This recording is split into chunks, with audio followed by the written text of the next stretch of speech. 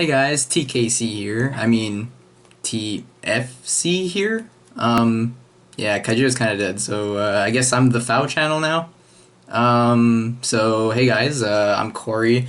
I've formerly played Kaijudo. As you can see, this is a creature in Kaijudo. It was my favorite game ever, but I'm playing Force of Will now. I've been playing it ever since it first came out in North America, and it's a pretty good game. Pretty good game. It's definitely not Kaijudo for me, but the game is very solid, and it's still a decent amount of fun.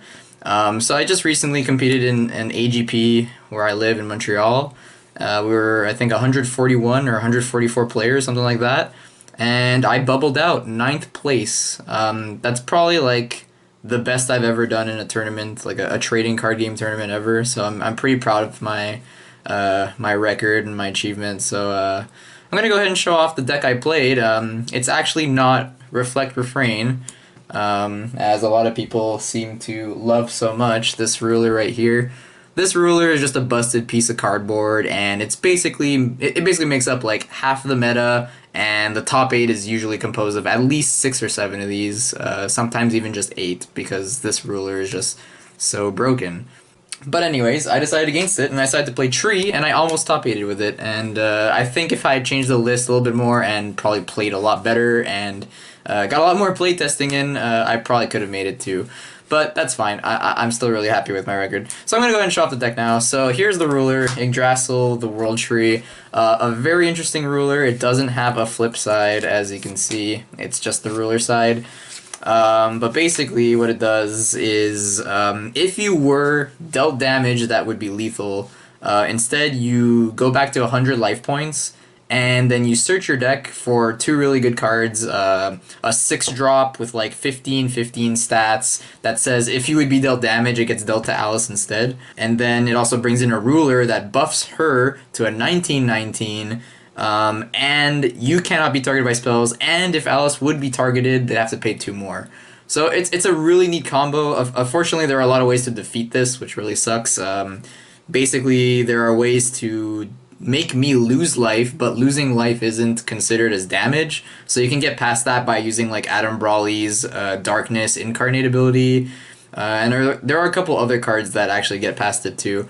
But luckily I didn't go against any of that. I got really lucky with my matchups, but anyways, yeah, it's just, this is the whole point of the deck, is basically like you're playing a control deck, but you start off at like essentially 6,000, considering they don't like deal with your Alice or whatever. It's kind of 6,000. It's not really 6,000, but anyways, that's the whole point of the deck, is to play a control deck where you just really don't care about them hitting you in the face. You just want to like let them do that, and you just play bomb after bomb after bomb, and then try to stabilize that way, and then just blow them out. So that's the ruler. Let's go to the resonators right now. We got 4 Elvish Priest. It's pretty much the best mana dork of the game, if you will, if you're familiar with Magic, or even this game, Force of Will. It's just the 1/4 that taps for green. It's pretty much essential. This deck has gone through many iterations, and it went from like 6 to 5 to 4 back to 0. Like, we even considered just not playing dorks at all, like just forget about it completely, and it's actually not a bad idea, but we felt that we really wanted that one, that turn 1, especially if we go first. It's just such a nice advantage to do that. And then if they make a play, you play this new card called Wall of Wind, which is essentially you pay 1, you counter target spell unless your opponent pays 1. So you basically just like nullify their whole turn 1 play if they even have any. Which is just such a great tempo swing. So if you can get that combo off, especially on the play, you just pretty much have a huge advantage for the rest of the game. Speaking of mana dorks, I think this is the best one of the game. Fiethsing, the Magus of Holy Wind. This is just so good.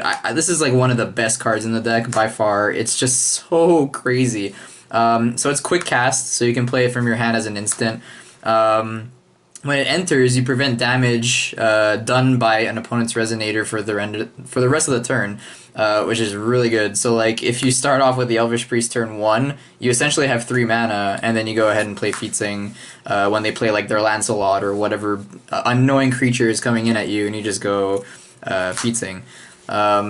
Seems like a lot of people, like they get so into the whole like, oh, I need Lancelot to be 1,000 damage, and like, you let them do all that. I guess I went against a lot of like inexperienced players or something, but they would always like try to pump it right away. And it's like, okay, fine, response. I play Fiethsing, it does no damage, and like you basically just -1 them, like, or you get a +1. It's just it's really really good. And then when it comes in, it also has the activated ability of being able to generate one of any attribute you want, which is super good in a control deck with 3 colors. You want to be able to easily play your cards. So very very good card.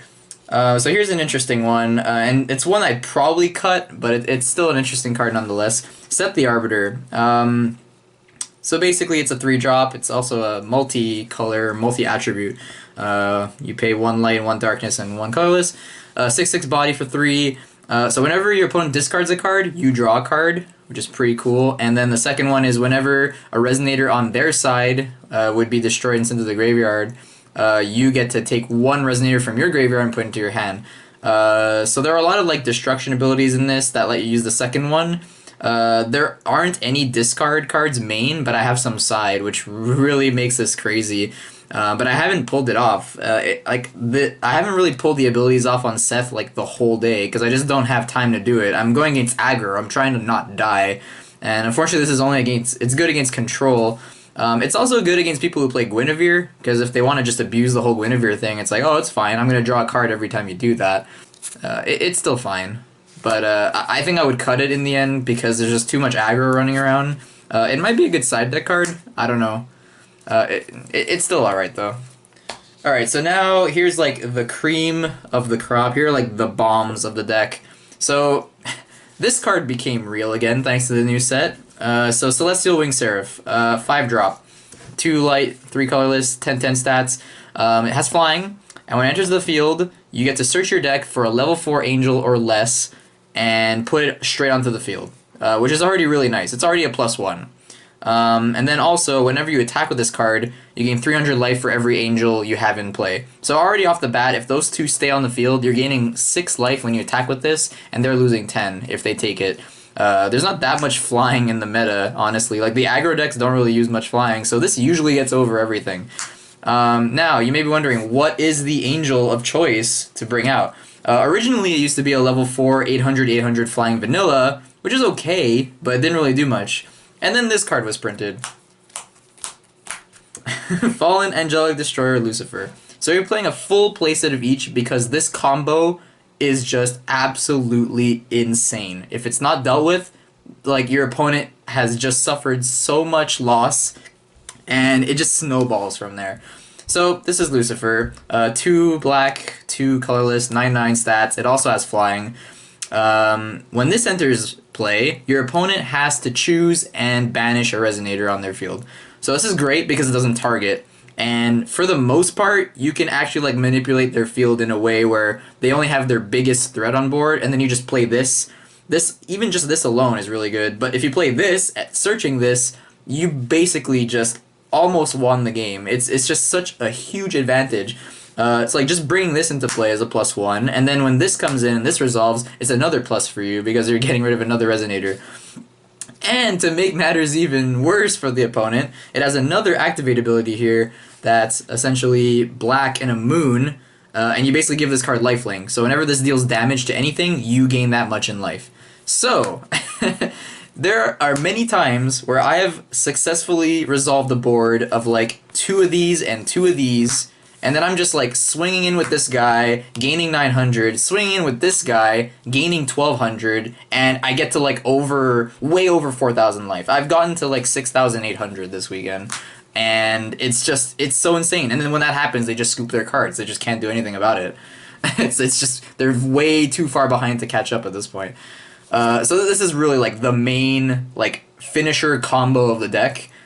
Albeit it's not actually like the Alice thing that this thing does. Like, that's really cool too, but this is what really makes the deck work. This combo is just so insane. So speaking of the Alice, so some people thought I was only running 1. It's like, oh, it's like whatever. I mean, you probably don't have another one in your deck. And then they attack, they trigger this, and they're like, oh wait, I have another one. Oh wait, I have 3. So I'm not sure if 3 is the right number. We originally had 4. It was way too clunky. You don't want to start with this in your hand. So 3 was okay. I could see this even going down to 2. But I think 3 is fine. I don't know. I have to play around with this some more, but 3 was okay. I mean, it's still really neat. Like, it's not that bad hard casting this, you know? Like, if you really don't have anything else to do, and they don't really expect it, you know? Like, you have all your mana open, they're like, oh, they probably have, like, you know, Stone to Deaths, or whatever else, like, counter spells, and Fiethsings, probably. But they don't expect this to be hard cast. It's just a 6-drop, 15, like I already mentioned what it is earlier, but it has quick cast and target attack too.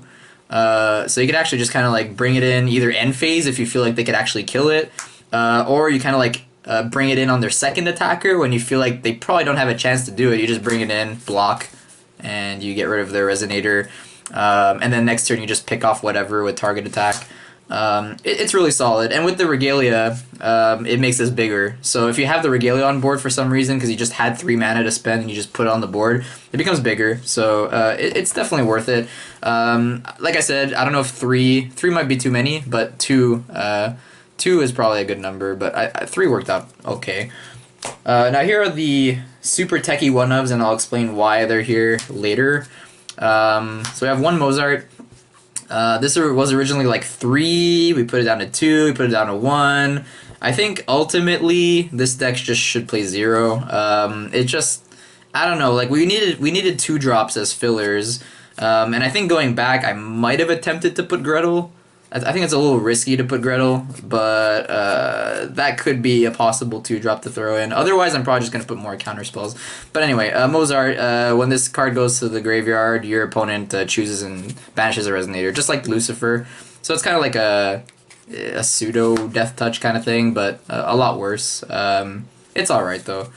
Now, we also have Little Prince. Little Prince could also replace the Mozart too. This could just be 2 Little Prince. Little Prince is not that bad. So this card gains +4/+4 for every different cost on your field except 2. So if you have like an Elvish Priest, a Fiethsing, and your 2 Angel combo, this becomes a, what would that be? That'd be 4 different costs. So it'd be an 18/18 for 2 mana, which is pretty crazy. And even just the Fiethsing and the Elvish Priest, this is a 10/10 for 2. Which is pretty crazy in itself, and that's just for that ability. But the other ability is when this enters, and it's the old enter, unfortunately, so you can't like trigger it off of anything else but your hand. You gain 1,000 life if your life is 1,000 or less, and this deck usually gets to 1,000 or less, especially when usually when they trigger this, they probably have a way to kill you. If not, well, you play Prince and just go back up to whatever, 1,100. It's a little gimmicky, but it's still nice to have that huge 2-drop out of nowhere, because the deck is just built in a way where there's like a different cost, or a different number of each cost among the whole deck. It was okay. I think it was better than Mozart for sure. And now here's a spicy one, and this one actually was really nice. Shadow Doppelganger. Now you may be wondering, what the heck is this card? So it's a 0/0 for 4, but what it does is it basically copies a card in your graveyard, and it enters as a copy of that card. So it's essentially a 5th copy of Alice, it's mainly a 5th copy of Lucifer or Seraph. If you have Seraph, awesome. You trigger a Seraph, you get a Lucifer, all's well. I didn't successfully get Seraph, but I did get Lucifer like 2 or 3 times, and did copy pull off guard. It's like, what? Why? This card's really good. I really like it, and there's another really good reason why this is in the deck too. So that's it for the Resonators. Now for the Regalia, these are the only 2. I didn't really want to play other Regalias in the format because I was worried about Hera and Barrier Shadows and Primogenitor. I felt like that was not the way it should be going in the meta. So that's why I went with this deck, just to be not Reflect and to be a really cool control deck. But this, I think I already explained what this is. You boost Alice, you can't be targeted, and if your Alice is targeted, you pay 2 more. It's actually pretty annoying. Now the other spells. So, normal spells. 3 Wall of Wind. Really, really good. Super good, especially if you start with it in your hand. It really messes up the early plays a lot. I don't like 4. We tested 4 a little bit, and 4 gets really clunky. It's just like, it's only good in certain spots, but usually when I'm on the play, I think like either play or draw, whatever, if I already have like a Fiethsing or I already have Elvish Priest, I hard mull for this, because this is just such a really good play at the start of the game. But then otherwise it's really bad, so I think 3 is okay. Next we got 4 Stone to Death. Card's really good. It's just literally an answer to whatever, except Arthur, I guess, or, you know, hex-proof things that can't be targeted. But stoning is just great. You attack, stoning, their blocker, you know, it's just really great. You need this hard removal. Then, now this card, Sign of the Future, really good card. So a lot of people are playing, we're wanting to play Izanagi instead. It's a new card that does kind of what Sign of the Future does. It's like a 6-drop that just removes 3 things from the game, and it becomes huge. And then when that gets removed from the field, the Izanagi itself, they get the cards back, but they go into their hand. So it's really nice, but I think it might be a bit too clunky at 6. But Sign of the Future is super good. I mean, people are usually expecting it at this point, but I still resolve this many times because they don't really have a choice. It's like, I'm only hitting you for, you know, this much every turn. It's not going to work. So if I have, like, nothing going on my field, like, they're kind of stuck on 2 Resonators unless they really want their Resonators to die. So they kind of have to, like, build up their board in a really crafty way to do a lot of damage with just 2 Resonators, and it gets really, really difficult for them. And then I could just stabilize if they decide to do that.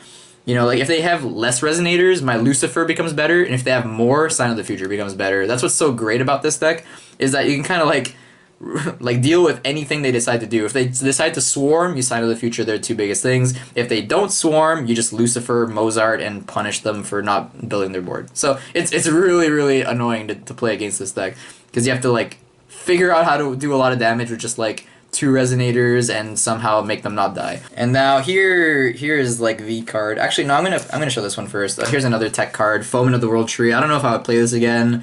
I wanted a way to just, like, draw cards and gain life, just in case, you know, like, if my hand was just so poop, this kind of like, fixes it up a little bit. You take, as many cards as you want from your hand, put it at the bottom of your deck, and then you draw that many back, plus 1 card, and you gain 800 life. It's not that bad. I think it's really good. I wouldn't play more than 1. It was alright. I think I played it maybe twice all weekend. It's fine, but you much rather be doing other things, I think. And now lastly, this card, which didn't really do too much for me. I'd probably cut it in the end, but it was still fun to try, and it caught people off guard. Book of Genesis. This card comes from MPR. It's kind of a long time ago. It's like the 3rd set, the 3rd English set. So this is basically Birthing Pod for Magic, but a bit worse, I think. But anyways, it's a 4-drop. It's a field. So you put it into play, and then it says at the start of every main phase, you add a counter on it, and then you search your deck for a Resonator with that exact cost and put it onto your field for free. So essentially, to get, like, really good value off of this, at least, like, 2 Resonators off of this is really good. You get an Elvish Priest, and then you get one of my 2 tech 2-drops, which is Little Prince or Mozart, depending on the situation. But then once you get the 3-drops, that's where you get so much value off of this. You're just getting free cards left and right. And I think it's only happened twice that I got past 2. It was alright, but it usually came out of the deck many times. And I think I'd rather play other cards. But it was still fun to try. In testing, I was able to get up to, like, Lucifer and Seraph and stuff. But I think it's a little bit too cute. But it was definitely, it was fun. And also, like, I think the really cool thing is, like, getting Doppelganger too. Like, Doppelganger actually works because it's the new enter. And same thing for the angels and everything. Everything, like, actually triggers, except, like, Little Prince, which it doesn't, unfortunately. It would have been so good if Little Prince was able to do that. So that's the main deck. And here are the stones. It's pretty simple. It's just 4 Black Silence, so black and green, 3 light and wind, and then 3 Moonshades. The Moonshades are needed because you really want to do the lifelink off of whatchamafluff, Lucifer. And then it's really good for a side deck card that's probably going to end up being a main deck card because I sided it in every single game too. Alright, so let's go ahead and do the side deck here. So let's start with the first one here. Child of the Forest. This card is so good. So we were testing, me and my friends, and we're like, okay, so how do we deal with ruler decks? We don't really have a way to interact with rulers. And then I'm like, dude, let's just play this. Like, and then you're just like, why? I mean, it gets flying if you have a tree or whatever, and it blocks J-rulers, I guess, or whatever, but it's like, yeah, but it deals, like, it doesn't take any damage from J-rulers. That's how crazy this card is. I've sided this many times. against Bahamut, against Sylvia, even against Kaguya 3.0. They're all really good. It just sits there and it's like, oh, block, oh, block. And it forces them to, like, force me to block and then try to, like, pick it off with, like, a Lancelot or some other card.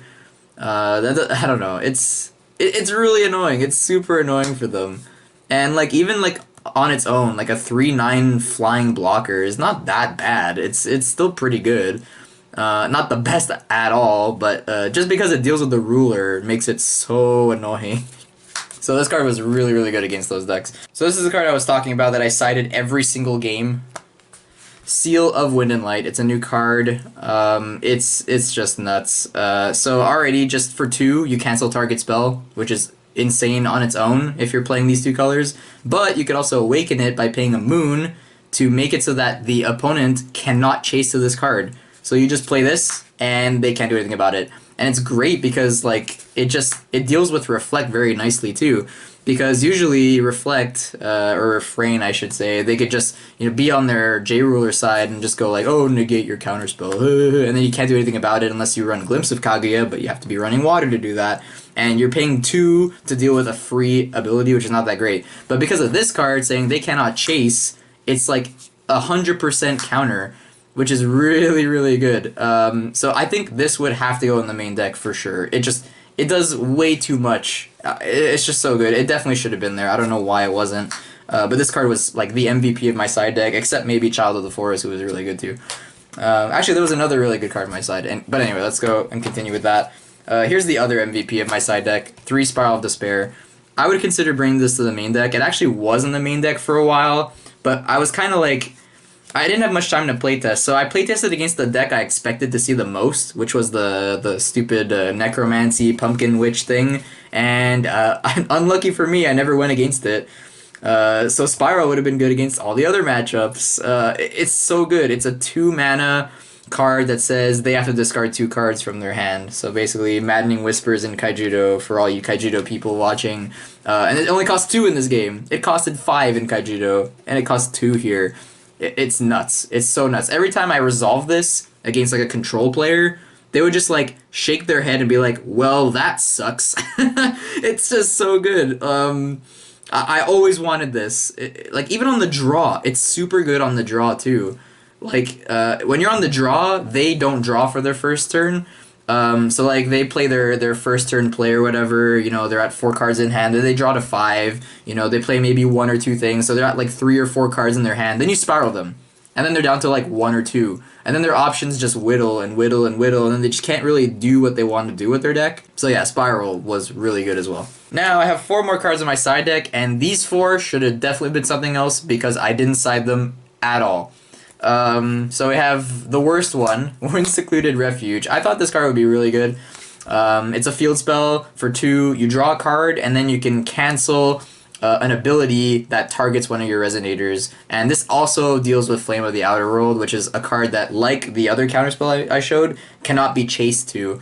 But this isn't chasing to it. It's just kind of like triggering based off of an ability. So this actually deals with Flame of the Outer World. But I never brought this in because I didn't actually like think about the sideboard too much, and I really should have, but there was no way that this could come in without cutting something significant. So this was, you know what this should have been? This should have been Primogenitor or Gil Lapis or whatever, and his Moon.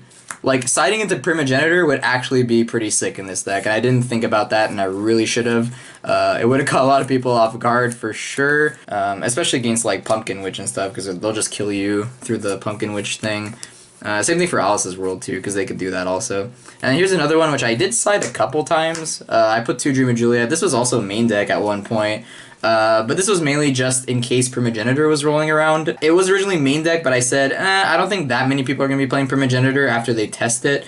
I expected maybe like 10% of the field to be Primogenitor, so at worst, I'd probably have maybe 1 matchup against Primogenitor, and if that was the case, okay, cool, I guess I'll bring in Dream of Juliet. But even with Primogenitor, like, even if they God Art me and they take my Alice and my Regalia, I was still able to beat them. Like, it's really not that unbeatable. Like, it really depends on how the deck is built, I guess, but yeah, I wasn't too worried about Primogenitor, but being able to Dream of Juliet and blink their the thing they steal and then it comes back on my field is really great.